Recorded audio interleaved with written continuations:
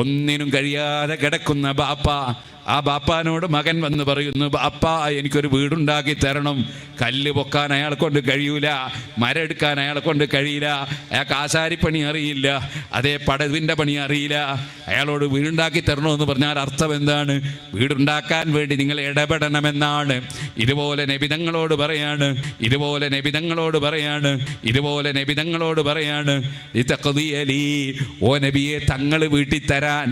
മുഹമ്മദുർ റസൂലുള്ളാഹ് എല്ലാം കഴിവുള്ള വാപ്പയോട് പോലും ഉപമിക്കാൻ പറ്റാത്ത അത്രയും വലിയ മഹബൂബായി ഹബീബായി ലോകത്ത് ഇന്നും ഹയാത്തിലുള്ള മരണമില്ലാത്ത നേതാവാണ് മുത്തു റസൂൽ സ്വല്ലല്ലാഹു അലൈഹി വസല്ലം.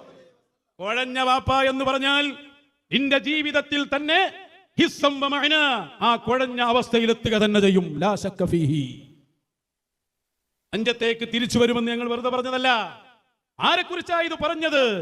ഇപ്പൊ മശായിഖ് പറയുന്നുണ്ടല്ലോ, നിങ്ങൾക്ക് കാണാൻ കുഴഞ്ഞ വാപ്പയായി വരും, നെഞ്ചത്തേക്ക് തിരിച്ചു വരും.